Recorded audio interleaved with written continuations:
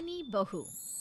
किशोरी लाल जी के बेटे राघव की शादी की बात जगह जगह चल रही थी, लेकिन किशोरी लाल जी को कोई लड़की पसंद ही नहीं आती थी।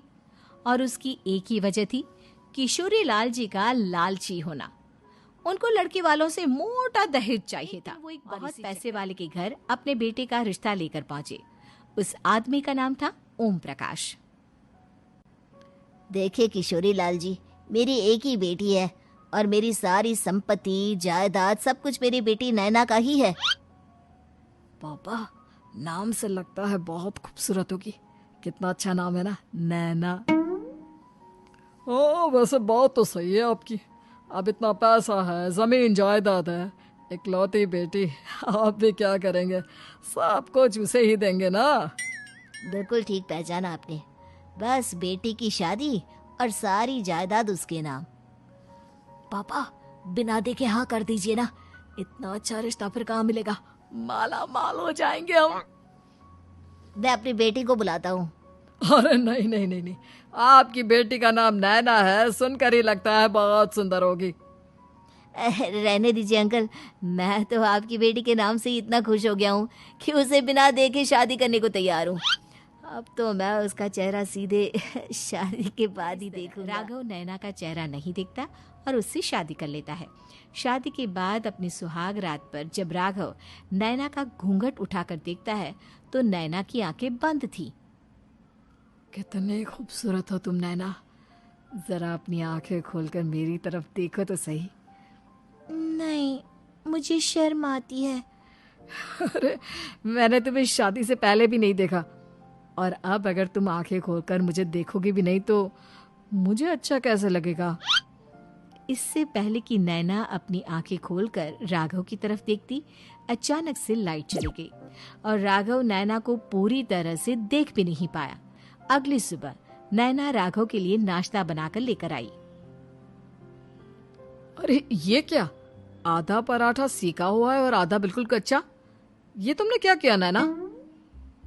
बहू, तुमने क्या आधा पराठा तवे से नीचे लटका कर रखा था, जो आधा सिका है और आधा कच्चा? मुझे जितना दिखेगा उतना ही तो सीखूंगी ना पापा जी। जहाँ जहाँ मुझे नजर आ रहा था वहाँ मैंने सीख लिया, जहाँ जहाँ नहीं दिखा वहाँ कच्चा रह गया होगा। इसका क्या मतलब है? ये कैसा मजाक कर रही है तुम? अरे बहू, तुमने इतना लंबा घूंघट क्यों लगाया हुआ है? देखो, हमारे घर में बहुओं को बेटी की तरह रखा जाता है, और फिर तुम तो इतना सारा माल लेकर आई हो। देखो, ये घूंघट डालकर रखने की कोई जरूरत नहीं है।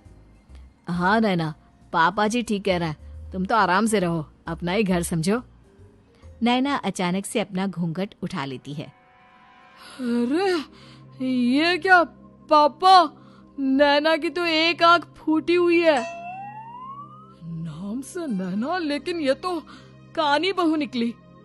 मेरे साथ धोखा हुआ है, धोखा। बिना दिखाए अपनी कानी लड़की मेरे संग ब्याह दी। मुझे कानी भी नहीं चाहिए। मुझे अभी ओम प्रकाश जी से बात करनी पड़ेगी। आखिर उन्होंने मेरे साथ ऐसा किया क्यों? अरे, आप लोगों ने ही तो पापा से कहा था कि आप लोग शादी से पहले मुझे देखना नहीं चाहते। अब मेरे पापा पर क्यों इल्जाम लगा रहे हैं? अरे लेकिन उन्हें बताना तो चाहिए था ना कि तुम कानी हो, एक आंख से तुम्हें दिखाई नहीं देता। किशोरी लाल को अपने घर बुलाते हैं। पापा जी, ये आपने क्या किया? शादी से पहले बताया क्यों नहीं कि नैना की आंखों में परेशानी है? अरे, आप ही ने तो लड़की देखने से मना कर दिया था। और लेकिन आप बता तो सकते थे। आपको तो हमारी बेटी की प्रॉपर्टी चाहिए थी, वो भी पूरी की पूरी। अब क्या हुआ अगर उसे आधा दिखाई देता है? प्रॉपर्टी तो आपको पूरी मिल गई ना। अरे ये क्या बात हुई? मेरी शादी प्रॉपर्टी से नहीं, आपकी बेटी से हुई है। अब ये तो पहले सोचना चाहिए था, तब तो मेरी प्रॉपर्टी देखकर तुम्हारी जुबान लप लपा रही थी। लेकिन मैं कानी लड़की को अपनी बीवी बनाकर नहीं रख सकता। पापा, कुछ करिए ना आप। हाँ, करता हूँ। देखिए ओम प्रकाश जी, आप हमारे साथ ऐसा नहीं कर सकते। और तुम देखो, अगर तुमने मेरी बेटी से शादी तोड़ी ना तो जो भी प्रॉपर्टी मैंने तुम्हें दी है वो तो पूरी की पूरी वापस ले ही लूंगा और आधी प्रॉपर्टी तुम्हारी भी लूंगा। अरे मेरी आधी प्रॉपर्टी भला क्यों लेंगे आप?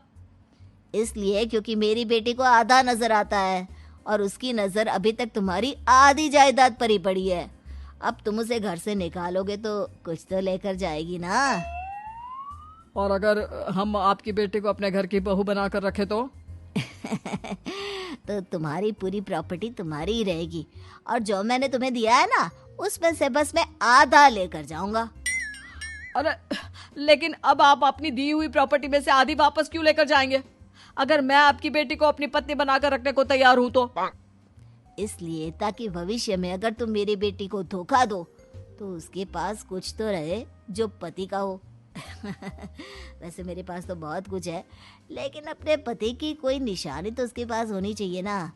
अब अगर तुमने मेरी बेटी को कहानी कहा तो तुम्हें प्रॉपर्टी भी कहानी ही मिलेगी, पूरी नहीं। जमाए राजा। किशोरी लाल और राघव समझ चुके थे कि वो बुरी तरह फंस चुके हैं और अब उनके पास वहां से निकलने का कोई चारा नहीं है। अब समझ में आया ना, लालच बुरी बला होती है। एक तो तुम्हें प्रॉपर्टी मिली, ऊपर से बीवी मिली, उसमें तुम्हें नखरे भी दिखाने हैं। आए बड़ी, कुछ चुपचाप बैठो। नैना राघव की कार लेकर बाजार घूमने निकलती है और जब कार लेकर वापस आती है, ये क्या? एक तरफ से मेरी गाड़ी पूरी खराब हो चुकी है। लगता है तुमने मेरी गाड़ी को किसी दूसरी गाड़ी के साथ एक्सीडेंट किया है। अरे अरे कितना बड़ा नुकसान कर दिया तुमने बहू। वो क्या है ना पापा जी, मुझे एक आंख से दिखाई नहीं दे रहा था, सामने से गाड़ी आ रही थी। मुझे तो सिर्फ आधा ही दिखाई दिया और वो गाड़ी मेरी कार से रगड़ते हुए निकल गई। अब मैं क्या करूं बताओ? आप इसे ठीक कराने के पैसे कौन देगा? तुम्हारे पापा। तुमने मुझसे इस तरह से बात की? अभी रुको। नैना राघव की शिकायत ओम प्रकाश को कर देती है। देखो राघव, अब जो मेरी आधी प्रॉपर्टी तुम्हारे पास थी ना उसमें से आधी और मैं लेकर जाऊंगा क्योंकि तुमने मेरी बेटी को डांटा। अरे नहीं नहीं पापा जी, गलती हो गई, माफ कर दो। गलती की तो कोई गुंजाइश ही नहीं। अगली बार मेरी बेटी को डांटा तो बची हुई आधी में से आधी और ले जाऊंगा। लालच के चक्कर में हम दोनों ने बहुत बड़ी गलती कर दी बेटा। एक तो तुम्हें कानी बहू मिली और ऊपर से जो माल मिला वो भी काना। इस तरह राघव की हर एक गलती पर ओम प्रकाश उसकी प्रॉपर्टी का आधा आधा हिस्सा लेकर अपना सारा माल वापस ले गया और राघव को कानी बीवी से काम चलाना पड़ा। भाई लालच वाकई में बुरी बला है।